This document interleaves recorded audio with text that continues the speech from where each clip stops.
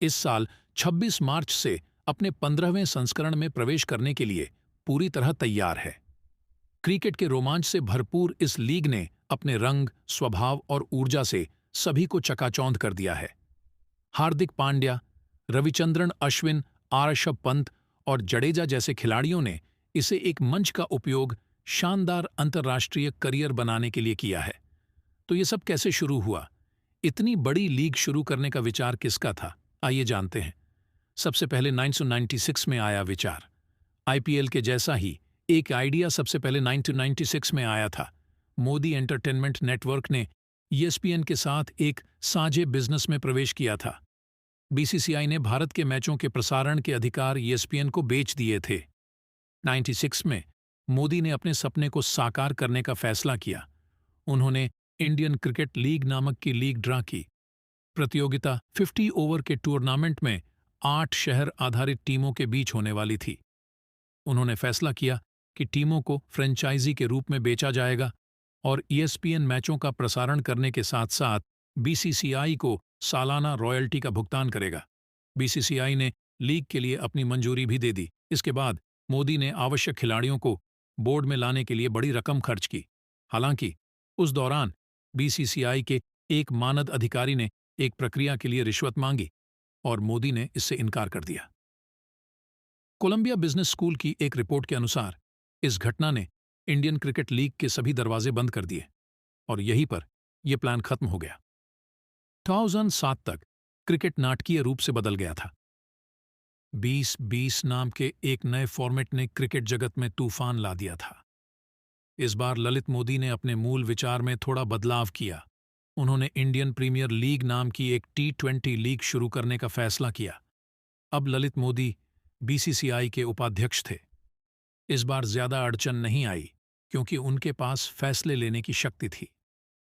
सितंबर 2007 को तत्कालीन बीसीसीआई अध्यक्ष शरद पवार ने इंडियन प्रीमियर लीग के लिए आवश्यक खिलाड़ियों को खरीदने के लिए ललित मोदी को $25 मिलियन का चेक दिया।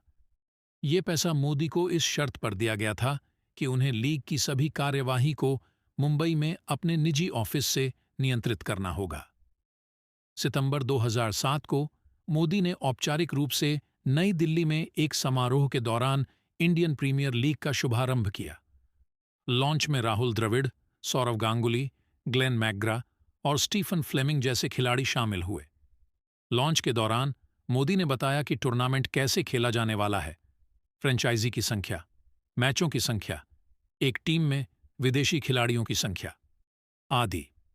दिलचस्प बात यह है कि मोदी ने औपचारिक रूप से खिलाड़ियों, फ्रेंचाइजी, प्रायोजकों और प्रसारकों की व्यवस्था किए बिना आईपीएल की घोषणा कर दी थी।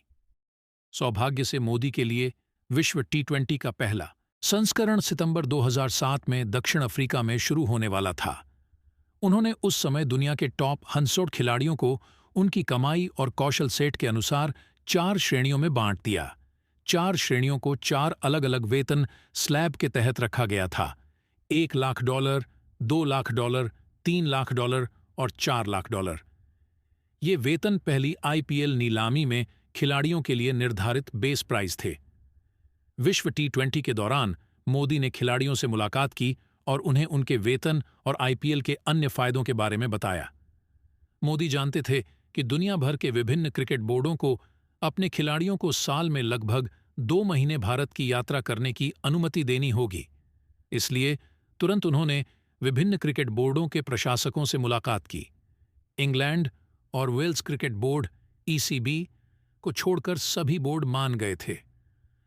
कोलंबिया बिजनेस स्कूल की एक रिपोर्ट के मुताबिक, जहां तक फ्रेंचाइजी का सवाल है, मोदी ने अपने स्कूल के दोस्त शाहरुख खान से संपर्क किया और उनसे पूछा कि क्या वह फ्रेंचाइजी खरीदने में दिलचस्पी रखते हैं।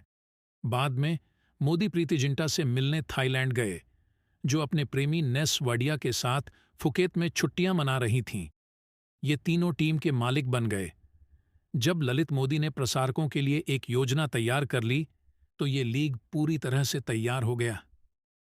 पहला आईपीएल मैच 18 अप्रैल 2008 को रॉयल चैलेंजर्स बेंगलोर और कोलकाता नाइट राइडर्स के बीच खेला गया था।